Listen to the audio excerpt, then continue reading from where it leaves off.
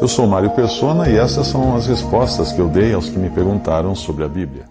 Pedro foi aquele que o Senhor escolheu e deu a ele uma missão muito importante, né, de levar o Evangelho. Pedro, ele se declara apóstolo de Jesus Cristo, ou seja, apóstolo significa enviado.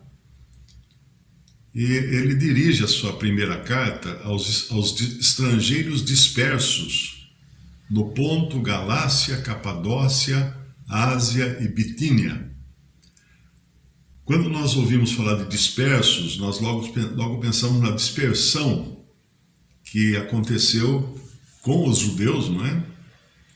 Muito tempo antes, os judeus durante séculos ficaram dispersos por todo o mundo. E o Senhor havia avisado que seria assim. Lá em Deuteronômio, capítulo 28, versículo 64, diz assim: E o Senhor vos espalhará entre todos os povos, desde uma extremidade da terra até a outra, e aí servireis a outros deuses que não conheceste, nem tu nem teus pais, ao pau e a pedra. Então a dispersão do povo de Israel seria um juízo por desobediência, um juízo por idolatria. E outras dispersões nós vemos que aconteceram, né? O próprio fato de Caim ser expulso, né? Primeiro Adão e Eva serem expulsos da presença do Senhor, e depois Caim também. Caim fala lá em Gênesis 4, ele dá uma sentença a si mesmo, né? Porque na realidade não foi Deus que falou isso para ele, mas ele fala de si mesmo em Gênesis 4, versículo 14: Eis que hoje me lanças da face da terra, e da tua face me esconderei, e serei fugitivo e vagabundo ou errante na terra, e será que todo aquele que me achar me matará. Então aqui ele já tinha entendido que desviar-se da vontade de Deus, o resultado é espalhar. É espalhar. E também isso continua acontecendo lá em Gênesis 11, quando nós vemos os homens tentando se reunir num lugar só para construir uma torre. Essa torre para marcar o seu nome, né, para fincar a sua bandeira.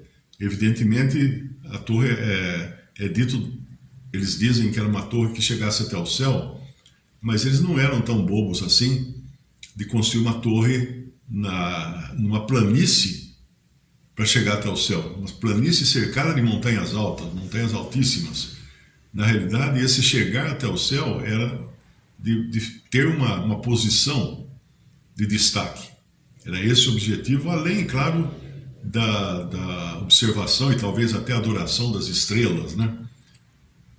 Mas a sua desobediência também levou à dispersão, pois foi ali que o Senhor dividiu as línguas, dividiu-as em várias línguas e em várias famílias diferentes, e eles foram dispersos, cada um foi para o seu lado e cada um formar a sua própria nação. Então, dispersão sempre tem a ver com resultado de desobediência. E aqui nessa passagem, muito provavelmente, ele não esteja se referindo aos dispersos de Israel, quando ele fala aos estrangeiros dispersos. Então ele está falando de gentios, aos gentios dispersos no Ponto, Galácia, Capadócia, Ásia, Bitínia. E esses dispersos aqui provavelmente eram gentios que precisaram fugir junto com judeus convertidos. Nós vamos encontrar em alguns lugares, né, que Deus dispersou os judeus. Lá em Atos a gente vê, inclusive o Evangelho acabou sendo espalhado graças à perseguição que aconteceu em Jerusalém e levou muitos judeus convertidos e muitos gentios junto com eles, dispersos para outras nações. E agora a igreja como um todo, ela é uma estrangeira, ela realmente está dispersa pelo mundo, mas ela também, na sua desobediência e na sua rebelião contra Deus, ela também se dividiu e se fragmentou e se dispersou em diversos fragmentos, diversas instituições e seitas e doutrinas. Então a igreja também está nessa condição deplorável que nós encontramos hoje, refletindo a sétima carta de Apocalipse, né, que é Laodiceia, mas ela foi dispersa também pela sua rebelião, pela sua desobediência.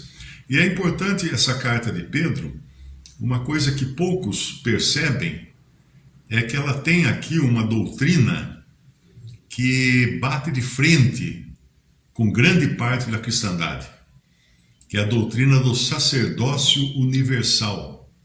Nós vamos chegar lá quando nós lermos o capítulo 2 de 1 Pedro, onde fala de todos os salvos, todos os santos, todos os convertidos a Cristo, como sacerdócio, como sacerdotes.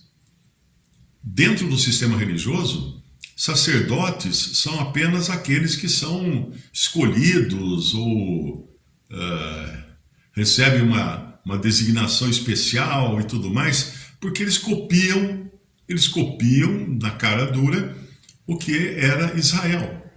Israel sim tinha um sacerdócio, Israel sim tinha os sacerdotes que eram de uma família e eram também designados para esse ofício, mas na igreja não, na igreja o sacerdócio é universal.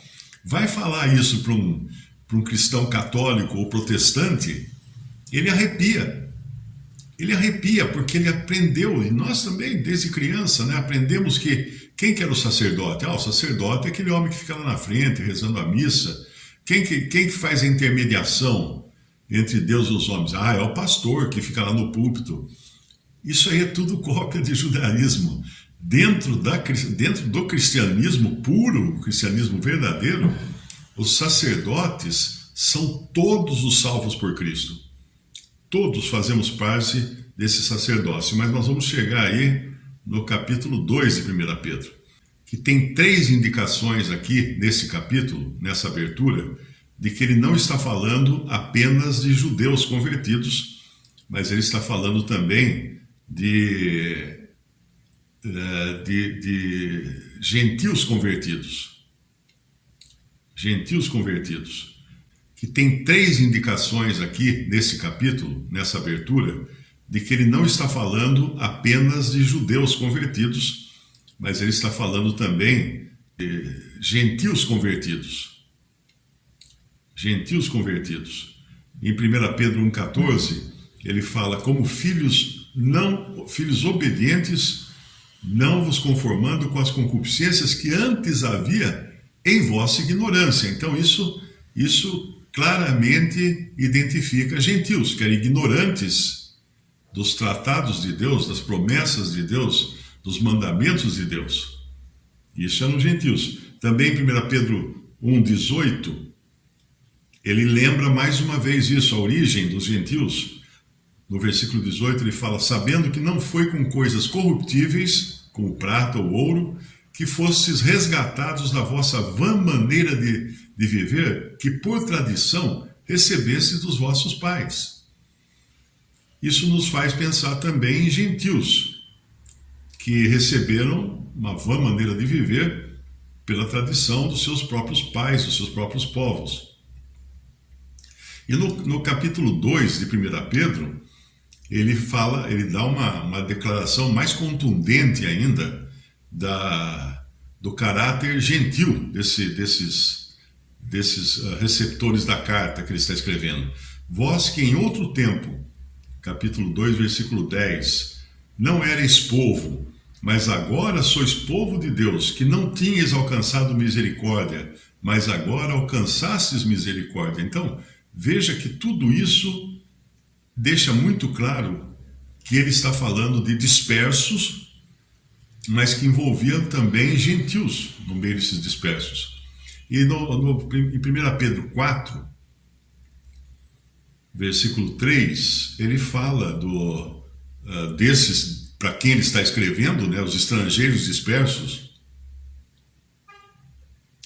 Ele diz assim, porque é bastante que no capítulo 4, versículo 3 de 1 Pedro, porque é bastante que no tempo passado da vida fizéssemos a vontade dos gentios, andando em dissoluções, concupiscências, borrachices, glutonarias, bebedices e abomináveis idolatrias.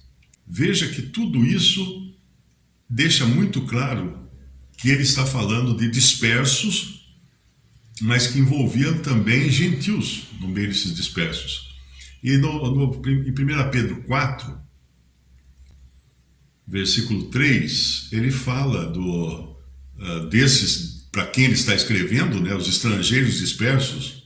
Ele diz assim, porque é bastante que no capítulo 4, versículo 3 de 1 Pedro, porque é bastante que no tempo passado da vida fizéssemos a vontade dos gentios, andando em dissoluções, concupiscências, borrachices, glutonarias, bebedices e abomináveis idolatrias.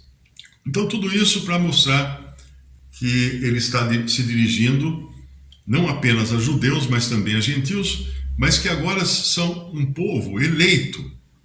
No versículo 2 de 1 Pedro ele fala, eleitos segundo a presciência de Deus Pai, em santificação do Espírito, para a obediência e aspersão do sangue de Jesus Cristo. Graça e paz vos sejam multiplicadas. Visite respondi.com.br. Também 3minutos.net. Baixe os e-books ou adquira os livros.